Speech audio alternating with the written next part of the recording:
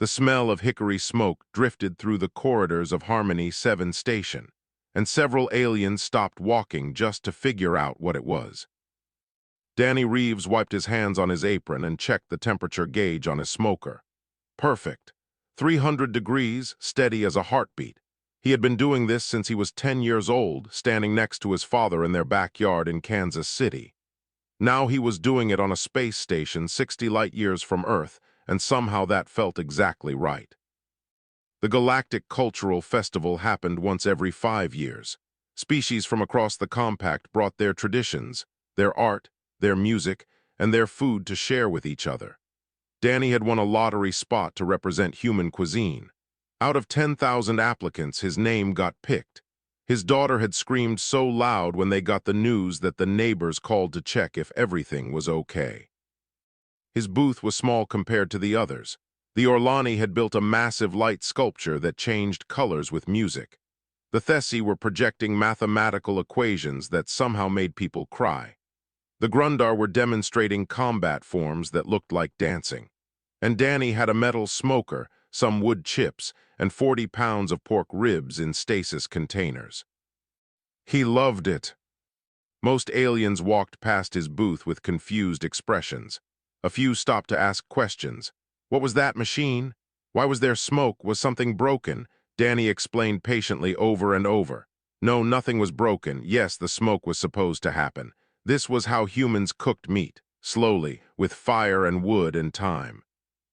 Some of them nodded politely and moved on. Others stayed to watch. A small Methrin named Chick became his first real friend on the station. Chick was about the size of a house cat with 6 legs and bright orange eyes. The Methrin ate minerals, not meat, but Chick found the whole process fascinating. "You wait for hours," Chick said, climbing onto a nearby crate to get a better view. "Just watching. Why not use a molecular assembler? It would take seconds." Danny smiled, because then it would not taste like my grandmother made it. Chick's antennae twitched in what Danny had learned meant confusion. Taste is chemical composition. A machine can replicate chemical composition. "Maybe," Danny said, "but it cannot replicate the memory of sitting on her porch, eating ribs while the sun went down. It cannot replicate my dad teaching me how to tell when the meat is ready just by looking at it. The taste is not just chemicals, friend. The taste is everything that went into making it." Chick was quiet for a long moment. "Humans are strange," the little alien finally said. "I think I like that." The trouble came on the second day of setup. A delegation of Veloi diplomats was touring the cultural wing. The Veloi were tall and thin, with pale blue skin and features that humans might call elegant. They were also known across the galaxy as the most arrogant species in the compact. Their technology was advanced. Their culture was ancient, and they never let anyone forget it. The delegation stopped at Danny's booth. Their leader, a counselor named Drithon, looked at the smoker like someone might look at a dead animal on the road. "What is this?" Drithon asked. Danny stood up straighter. "This is a smoker. I use it to cook meat. I'm here to share human barbecue with the festival." Drithon's thin lips curled. "Cook meat with fire." "Yes, like animals." Danny kept his smile in place, but it took effort. "Like my great-great-grandfather, actually. He started our family restaurant after a great war on our world. 4 generations of my family have used this recipe." Drithon picked up one of the sauce bottles from Danny's table, held it between 2 fingers like it might bite. "And this? What is this substance?" "Barbecue sauce. It is a blend of tomatoes, vinegar, spices, and—" "Bacterial slurry," Drithon interrupted. "Fermented plant matter mixed with acid." The counselor put the bottle down and wiped their fingers on a cloth. "I was not aware the compact had lowered its standards so far, allowing primitives to display their habits alongside actual culture." The junior diplomats behind Drithon laughed. It was not a kind sound. Danny felt his face grow warm. He had dealt with difficult customers before. People who complained about wait times, about prices, about things beyond his control. But this was different. This was not about his food. This was about his entire species. He took a breath, let it out slowly, remembered what his grandmother used to say. "Counselor," Danny said calmly, "I invite you to come back during the festival. Try the food before you judge it. My grandmother always said that no one should argue on an empty stomach." Drithon stared at him for a long moment. The counselor's eyes were pale silver and they held no warmth at all. "I do not eat burned flesh," Drithon said, "and I do not waste time on primitive entertainment." The counselor turned and walked away. The delegation followed. Danny watched them go. His hands were shaking slightly, but he kept his expression calm. Chick climbed up onto his shoulder. "That was rude," the small alien said. "Yes," Danny agreed, "it was." "Are you angry?" Danny thought about it. "No," he said finally. "I am determined there is a difference." That night in their quarters, Drithon could not sleep. The counselor kept thinking about the human and his strange machine, about the smoke and the smell and the quiet confidence in his eyes. Against all logic, Drithon opened a data terminal and searched for human barbecue. The videos showed families gathered around tables, children with sauce on their faces, old people laughing, competitions where humans traveled great distances just to cook meat and share it with strangers. It made no sense, it was inefficient, it was primitive. And yet Drithon watched for hours, unable to look away. 2 days before the festival opened, Danny woke up at 3 in the morning. Most of Harmony 7 station was quiet at that hour. The corridors were dim. The shops were closed. The only sounds were the soft hum of life support systems and the distant footsteps of night shift workers. Danny walked to the cultural wing with his bag of supplies. He had wood chips from 3 different trees. He had his rub, made fresh that morning with 12 different spices. He had the sauce, bottled in containers his daughter had decorated with hand-drawn pictures of their restaurant back home. The smoker was waiting for him, cold and dark and patient. He loaded the wood, lit the fire, watched the first wisps of smoke rise into the air. And then he waited. Other representatives began arriving as the hours passed. They set up their displays with efficiency. Machines hummed, lights flickered on, music started playing. Most of them were finished in minutes. Danny was still tending his fire. A Grundar warrior stopped to watch. The Grundar were massive beings, nearly 8 feet tall, with gray skin and 4 arms. This one had scars on their face and carried themselves like someone who had seen many battles.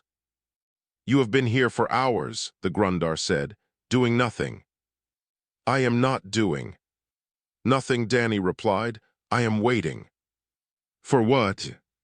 "For the fire to be right, for the smoke to be clean, for the moment when everything is ready."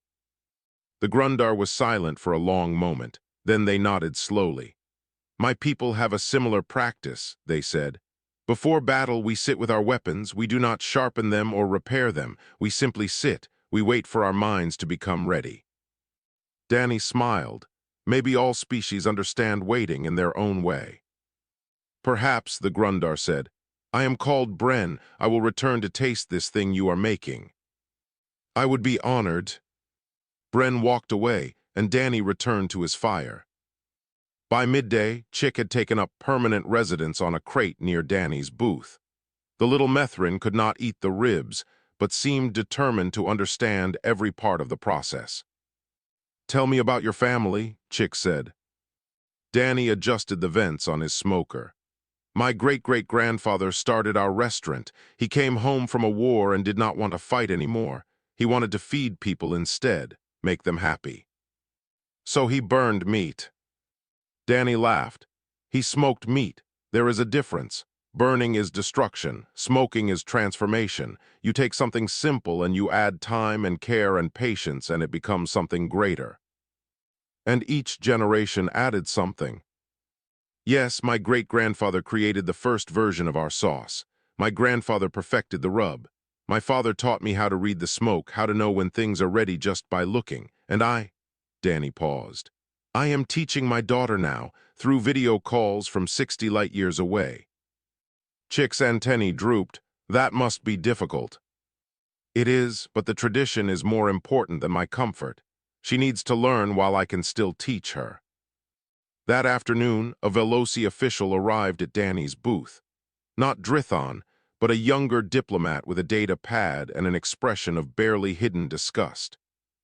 The Veloi delegation has requested a sample of your sauce for safety analysis, the official said. You will provide it immediately. Danny kept his tone polite. I am sorry, but I must decline. This is not a request. It is a requirement. All food items must be analyzed for. The festival rules say that cultural traditions are protected, Danny interrupted gently. My sauce recipe has been in my family for 4 generations. It is not public information. If you want to taste it, you are welcome to visit my booth during the festival, but I will not give it to you for analysis. The official's pale blue skin flushed darker. You will regret this, human.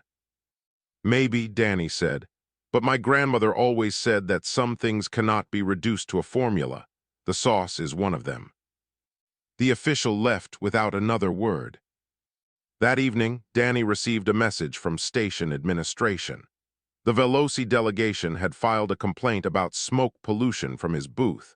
They wanted him relocated to a cargo bay on the far side of the station. Danny read the message twice. Then he wrote a careful response, citing the equal cultural representation clause in the festival charter. His booth would stay where it was. He did not sleep well that night. He kept thinking about Drithon and the hatred in those silver eyes. About his daughter back on Earth, practicing her sauce technique with the small smoker he had bought her for her birthday. About his grandfather, who had always said that the best response to hate was to keep cooking. The next morning, Danny was back at his smoker before dawn. The ribs went on at exactly the right moment. He had prepared them the night before, rubbing the spices into the meat, letting them rest in the cold. Now they lay in neat rows on the grill, already beginning to take on the color that meant everything was working. Chick arrived as the sun simulation began to brighten the station's corridors. The festival starts tomorrow, the little alien said. I know. Are you nervous? Danny thought about it. No, he said. I am ready. The ribs are ready. Whatever happens now is not in my control. That night, as Danny was cleaning his station, he saw a figure standing in the shadows at the edge of the cultural wing. Drithon. The Veloi counselor was watching him, just standing there, silver eyes reflecting the low light. Danny could not read the expression on that thin blue face. He thought about saying something, making another invitation, but something told him that this was not the moment. Instead, he just nodded politely and returned to his work. When he looked up again, Drithon was gone. But the smell of hickory smoke hung in the air, drifting through the corridors, reaching places that had never known such a thing before. Somewhere in the station, a Veloi diplomat was breathing it in and trying very hard not to. Wonder what it would taste like. 50,000 beings from 90 different species filled the cultural wing on opening day. Danny had never seen anything like it. Creatures of every shape and size moved through the corridors. Some floated, some crawled, some walked on 2 legs, some on 6, some on none at all. The noise was incredible. The colors were blinding. The energy was overwhelming. And through it all, the smell of hickory smoke drifted like a quiet invitation. His first customer was a Thessi mathematician. The Thessi were small beings with large eyes and delicate hands. They experienced the world primarily through numbers and patterns. Food was usually a secondary concern. I followed the smell, the Thessi said. It creates an interesting pattern in the air. What is it? Danny handed over a sample rib. This is barbecue. Hold it by the bone, bite the meat, be careful of the sauce. It can be messy. The Thessi examined the rib with scientific curiosity. Then, carefully, they took a bite. Their large eyes went wider. The Thessi paused, searching for words. This is not what I expected. The patterns of flavor are complex. They do not follow predictable sequences. They surprise. Danny smiled. That is the point. The Thessi left with sauce on their chin and a dazed expression. 15 minutes later, they returned with 12 other Thessi. Word was spreading. By midday, the line at Danny's booth stretched past 3 other displays. Beings who had never heard of barbecue were waiting patiently for their turn. Beings who had never eaten cooked meat were watching Danny work with fascinated eyes. Bren the Grundar returned as promised. The massive warrior ate 4 ribs without speaking, then placed one of their 4 hands on Danny's shoulder. "This is worthy," Bren said simply, then they left. Coming from a Grundar, Danny knew that was the highest possible compliment. Chick had appointed themselves as Danny's assistant. The little Methrin could not help with the cooking, but they could answer questions from the crowd, hand out napkins, and direct traffic. They seemed to be having the time of their life. "They are asking about the sauce," Chick reported. "Everyone wants to know what is in it." "Tell them it is a family secret," Danny said, pulling another rack of ribs from the smoker. "But they are welcome to guess." Something strange was happening around Danny's booth. The line had become a gathering place. Species who normally avoided each other were standing together, waiting for their turn. A Grundar warrior was explaining combat techniques to a curious Thessi. An Orlani artist was sketching the smoke patterns while a Methrin watched in fascination. Danny had seen this before. Back home, at his family's restaurant, strangers would sit at communal tables and end up talking for hours. Barbecue had a way of breaking down walls. He just had not expected it to work on aliens too. Across the cultural wing, Drithon watched the growing crowd with increasing agitation. The Veloi counselor stood with the junior diplomats, pretending to examine an Orlani light sculpture. But their silver eyes kept returning to the human's booth, to the line that would not stop growing, to the beings leaving with sauce-covered faces and strange expressions of happiness. "Counselor," one of the junior diplomats said hesitantly, "perhaps we should try the human food for diplomatic purposes to understand why it is so popular." Drithon's expression hardened. "No, we are Veloi. We do not lower ourselves to eating burned animal flesh prepared by primitives. This is a passing novelty. It will fade." But the line kept growing. That evening, Danny received another message from station administration. The Veloi delegation had filed a motion to have his booth shut down. They claimed that open-flame cooking violated station safety codes. An emergency review was scheduled for that night. Danny read the message while sauce dripped from his fingers. "They are trying to stop you," Chick said. The little Methrin sounded worried. "They are trying," Danny agreed. "What will you do?" Danny looked at the line of waiting customers, at the beings who had traveled light years to experience something new, at the empty plates being returned with grateful words in languages he did not understand. "I will keep cooking," he said, "and I will make sure everyone gets a taste before anyone decides anything." He worked faster after that, not rushing the ribs themselves. They could not be rushed, but moving more efficiently, serving more people, making sure every sample was perfect. A young Veloi diplomat appeared in the line. They looked nervous, glancing around as if afraid of being seen. Danny pretended not to notice. He just served them the same way he served everyone else, with a smile and a perfectly cooked rib. The young diplomat took one bite and closed their eyes. "I understand now," they whispered. Then they hurried away before anyone could see. As the station's artificial sun began to dim, signaling evening, Danny cleaned his station and prepared for the safety review. His hands were tired, his back ached, but his spirit was strong. The Veloi thought they could stop him with regulations and complaints. They did not understand. This was not about winning or losing. This was about sharing something that mattered, something his family had built over generations, something that belonged to anyone willing to taste it. Danny packed up his supplies and headed for the review chamber. Whatever happened next, he knew one thing for certain. The smell of hickory smoke had already reached places where rules could not follow, and some changes, once started, could not be undone. The review chamber was cold and white, and designed to make everyone feel small. Danny stood in the center of the room, hands clasped behind his back. Station Administrator Yeel sat at the high desk, their crystalline body catching the light in patterns that seemed to shift with their mood. Drithon stood at the opposite side, surrounded by junior diplomats with data pads. "This review will now begin," Yeel announced.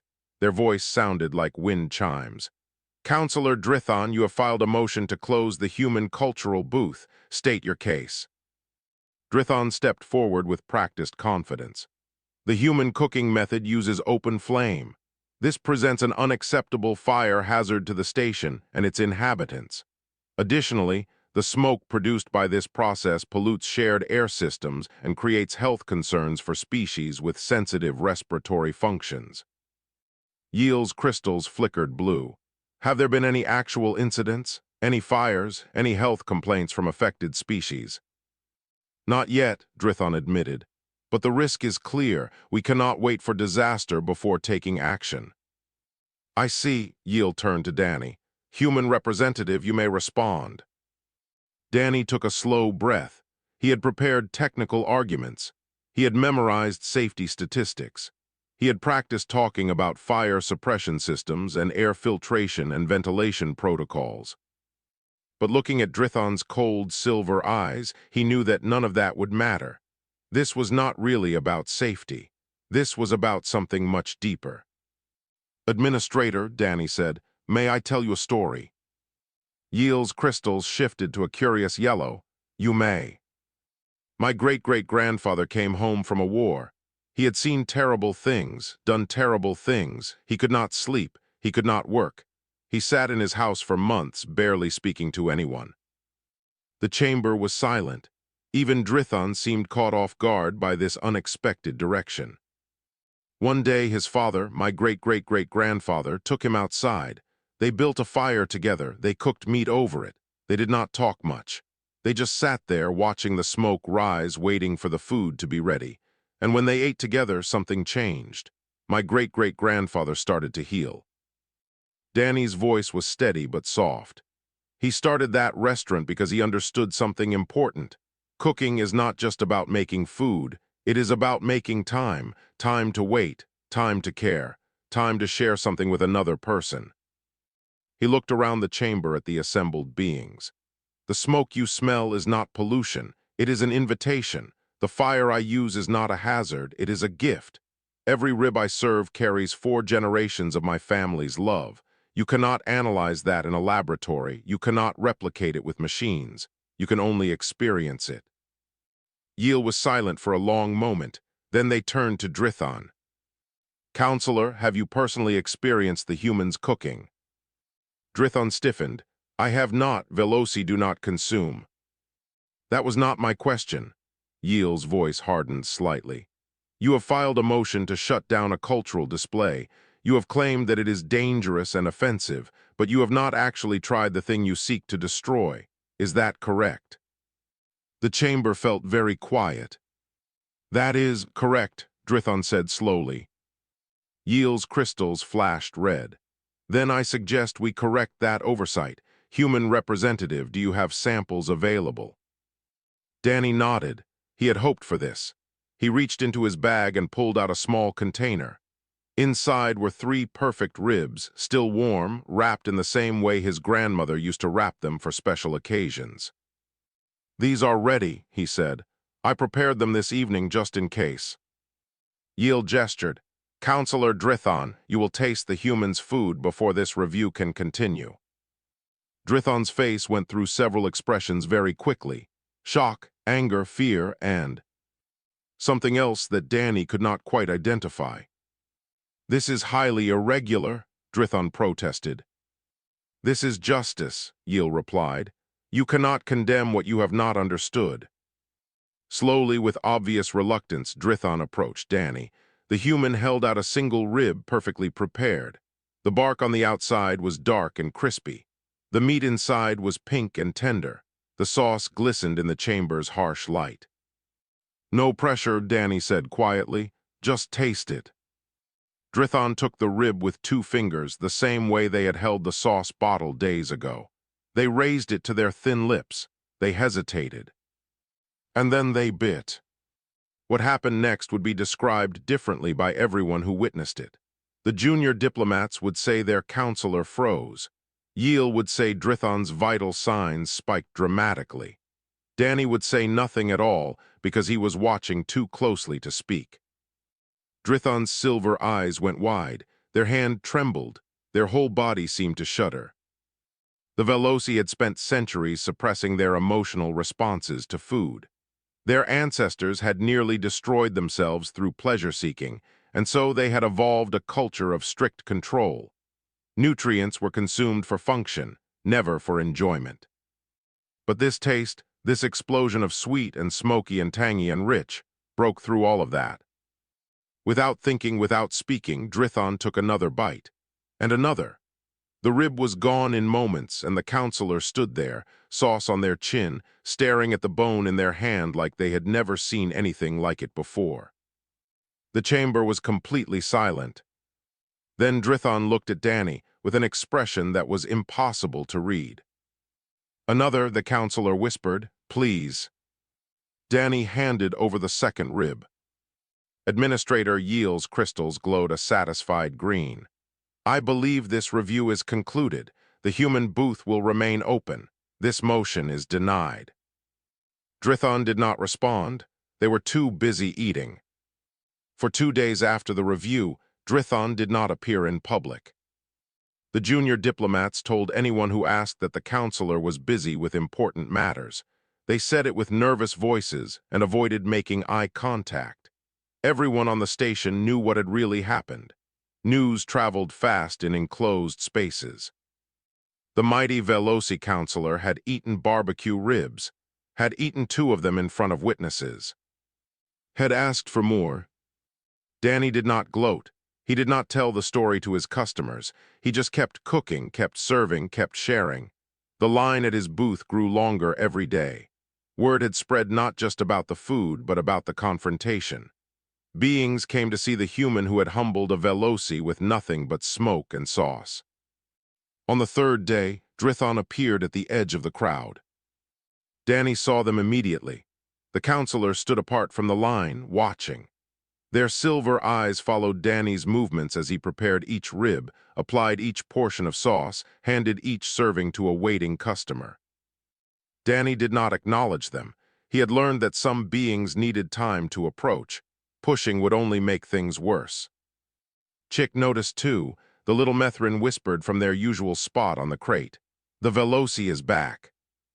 "I know. What will you do?" "Wait." It took 3 hours. 3 hours of Drithon watching from the edges. 3 hours of internal struggle visible only in the occasional tightening of thin blue fingers or the slight shift of silver eyes. Finally, when the line had shortened and the artificial sun was beginning to dim, Drithon walked forward. Danny put down his tongs and waited. "Human," Drithon said, the word was stiff, formal. "I have come to speak with you." "I am listening." Drithon looked at the ground, at the smoker, at the sauce bottles, at anything except Danny's face. "I was wrong." The words seemed to cost them physical pain. "I called your food primitive. I called your methods barbaric. I tried to have your booth closed." Drithon finally met Danny's eyes. "But I was wrong, not just about the food, about humans, about everything." Danny nodded slowly. "Would you like to tell me why?" And Drithon did. The Veloi had not always been what they were now. Thousands of years ago, they had been a passionate species. They had loved intensely. They had fought intensely. They had experienced everything with overwhelming emotion, including food. Their ancestors had created dishes so pleasurable that beings would eat them to the exclusion of everything else. People starved while surrounded by abundance because they could not stop seeking the next perfect taste. Wars were fought over recipes. Civilizations collapsed. The Veloi nearly went extinct. "So we changed," Drithon said. "We engineered our responses. We suppressed our pleasure centers. We made food into nothing but function. We survived. But we lost something too." Danny listened without interrupting. This was not a story the Veloi shared with outsiders. He understood the weight of what was being offered. When I tasted your ribs, Drithon continued, I felt something I had not felt since I was a child. Before the final suppressions were completed, I felt joy, pure, overwhelming joy, and it terrified me. But you came back, Danny said gently.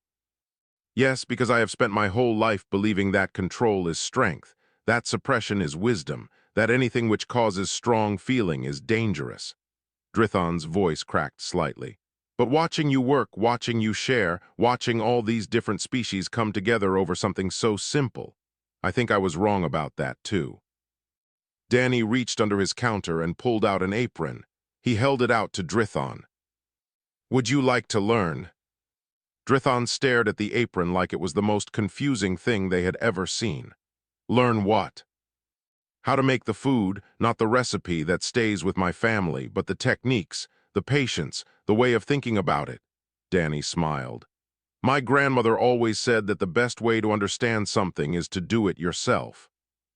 Slowly, with trembling hands, Drithon took the apron. For the rest of the evening, Danny taught. He showed Drithon how to apply the rub with gentle pressure, how to read the smoke for signs of temperature changes, how to know when meat was ready by the way it moved on the bone. Drithon was not a natural. Their movements were too precise, too controlled. They kept trying to measure things exactly when the process required feeling instead. But they kept trying, and gradually something began to shift. It is not about perfection, Danny said, watching Drithon struggle with a stubborn piece of meat. It is about care. The ribs do not need to be identical. They need to be loved. Drithon paused, looked at the meat in their hands.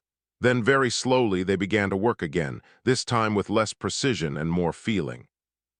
When the artificial sun had fully dimmed and the cultural wing had mostly emptied, Drithon removed the apron and returned it to Danny. Thank you, the counselor said. I do not fully understand what happened today, but I know that I am different than I was this morning.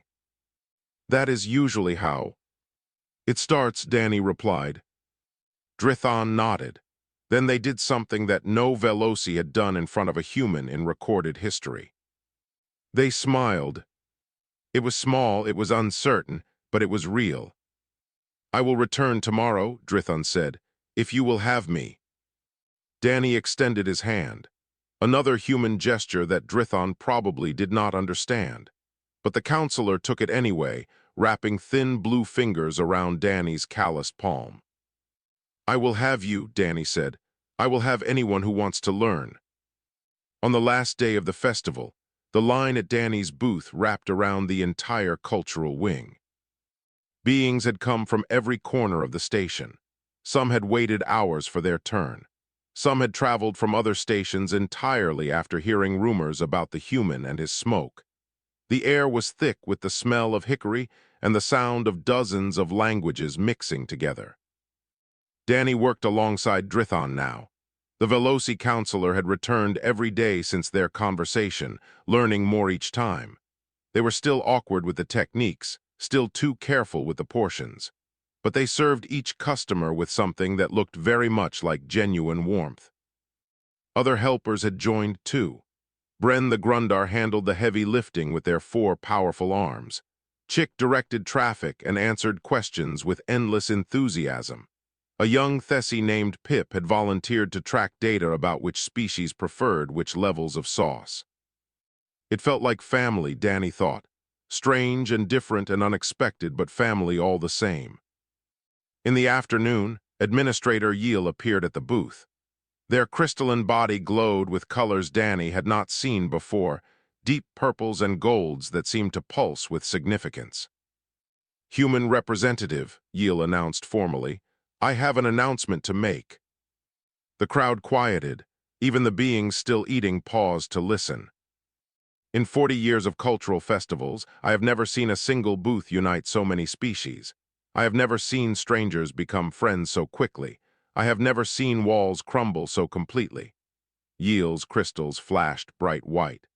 The Cultural Committee has voted unanimously to grant this booth permanent status on Harmony 7. the first human cultural installation in this sector. The crowd erupted in sounds that Danny had learned to recognize as applause, cheering, and celebration across a dozen different species. Danny felt his eyes burn with tears. He thought about his grandmother, who had never left Earth but had always said that good food could travel anywhere. He thought about his father, who had taught him that patience was the most important ingredient. He thought about his daughter, watching through a video link somewhere across the galaxy. "I am honored," he said when the noise had settled, "but I cannot stay." The crowd went quiet again. Even Drithon looked surprised. "My daughter's birthday is coming," Danny explained. "She is turning 12. I have missed the last 3 birthdays because of work, and I promised her I would not miss this one. I have to go home." For a moment no one spoke. Then Drithon stepped forward. "Then teach us," the counselor said. "Teach us everything, so that when you leave, the tradition continues." Danny looked at the beings around him. Bren, who had become like a brother despite being from a species that once terrified humans. Chick, who could not eat the food but loved it anyway. Pip, who had started measuring sauce ratios but ended up measuring something far more important. And Drithon, who had changed more than anyone and still had far to go. "I cannot teach you everything," Danny said. "The recipe is my family's secret. It has to stay that way." "Then teach us what you can," Bren said. "The techniques, the patience, the way of thinking, the rest we will figure out ourselves." Danny thought about his great-great-grandfather starting a restaurant after a war because he wanted to heal rather than harm. He thought about every generation since then, adding something to the tradition, passing it forward. This was not how he had expected that tradition to continue, but maybe that was exactly the point. Maybe the best traditions were the ones that grew beyond their origins. "All right," he said, "let us begin." For the rest of the final day, Danny taught, not just techniques but philosophy, not just methods but meaning. He explained why the wait mattered, why the smoke mattered, why serving each customer with care mattered more than serving them quickly. And when the artificial sun began to dim for the last time, Danny reached into his bag and pulled out something wrapped in old cloth. It was a bottle of sauce, handwritten label, decorated with faded flowers that his grandmother had painted decades ago. He handed it to Drithon. "This is the original," Danny said. "My grandmother's version. It is not the recipe. You will have to develop your own, but it is the spirit, the starting point. Take care of it." Drithon held the bottle with trembling hands. "I do not deserve this." "No one deserves anything," Danny replied. "We just try to be worthy of what we are given. Now go, make something new, make something that belongs to everyone." 6 months later, on the Veloi homeworld, a restaurant opened. It was small and simple, tucked into a corner of the capital city. The sign above the door showed a human symbol that most Veloi did not recognize. A pig wearing a chef's hat, drawn by a 12-year-old girl from Kansas City who had mailed it across 60 light years as a gift. Inside, Drithon worked the smoker. The technique was different now, adapted for Veloi ingredients and Veloi tastes. But the spirit was the same, the patience, the care, the love. Traditionalists protested outside some nights. They called it dangerous. They called it primitive. They called it a corruption of everything the Veloi had worked to become. But every night the tables were full. Species who had never shared a meal sat side by side on long benches. They made messes. They laughed at each other's attempts to eat unfamiliar food. They talked about things they had never discussed before because somehow the food made it easier. In a corner booth, a young Veloi child took their first bite of a perfectly smoked rib. Sauce covered their face. Their eyes went wide with wonder. And somewhere across the galaxy, Danny Reeves sat on his back porch with his daughter, teaching her the family recipe, watching the smoke rise into an Earth sky, knowing that something he had given away was still growing. His grandmother had been right. Good food really could travel anywhere. It just needed someone willing to share it.